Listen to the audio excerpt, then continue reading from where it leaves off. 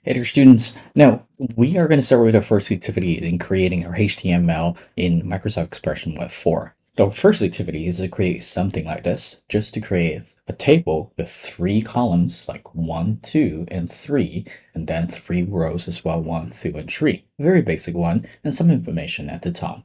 All right, so I rearranged my window so that you can see the picture and what we're trying to achieve and what we can do at the top of Microsoft Expression Web 4.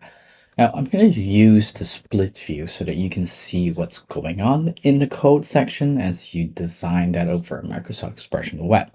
Now, I'm just going to go right ahead and just type out a basic HTML table, just to let you guys see what does it do. So I can just type out something like that, and you can see that at the top of the code, they literally create a paragraph for you. But most of the time in HTML, the first thing is not usually paragraph. And most of the time, I would just put this as a heading instead, rather than a paragraph, so that this actually match the same heading that we have based on the picture. So that's pretty simple. And you can see that the paragraph was changed to H1. And when I enter a new line, there's another paragraph open up for me. Don't worry so much about that one for now.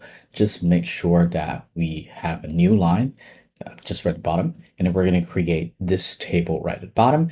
And to do that, it's pretty simple. I'll show that in quizzes for you. You can either create a table right at the top left, or you can just create the table right over here. It's 3 by 3, pretty simple. And I can just go ahead and just do that.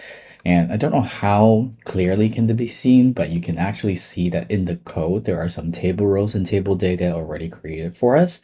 And then here in the design view, you can see in the design view, there are actually cells or boxes already made for us in the HTML, and we can just simply just put in the information immediately. So you can just copy or just refer and just type in an information, and don't have to worry so much about the columns actually moving. Just go ahead and put in all the information, and then the sizes of the table will automatically do that for you. So as you type your information, all of the sizes are now being rearranged for you. And then I just type in information like Alfred.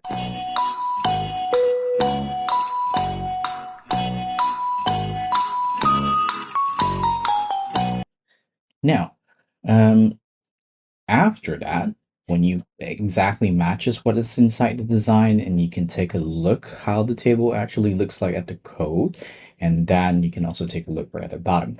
There are some subtle differences that we have to do. For example, the top row that we can actually adjust and format. So I would just go ahead and highlight the first row right up there, and then use this icon that center aligns in our information that looks like this. You can see that the code now auto style for us. Then it's now being centered for us as well. And then we can also bold this color, okay, using strong, and you can see the contact information now is bolden for all of us to look exactly how the website looks like. And now, if you would like to, you can actually apply borders to the table as well. And to do that, I'm just going to highlight the entire table. And this one we will have to go into by going at the top of the table, the menu right over there. We can go over to the table properties. Do notice subtle differences between HTML. Each of the boxes needs to be bordered. So we, instead of selecting table, we need to select all of the cells because all of the boxes needs to be formatted. So we select cell, and then at the borders of the cell properties, you can see, and then you can put in whatever size that is much more appropriate. For me, I just like to put 2, which is good enough to see. And then I make sure I put the color black, and then you select apply, and you'll be able to see that each of the cell right now has borders being shown exactly at the bottom of the screen. All right, this is a very simple way to create HTML without doing so much of the coding. But the coding, you can actually visualize what's on top of the code and see what's going on. And of course, you can do it in the design at the bottom. All right, I hope this video helps give you guys an idea how to do this. And good luck in your practice.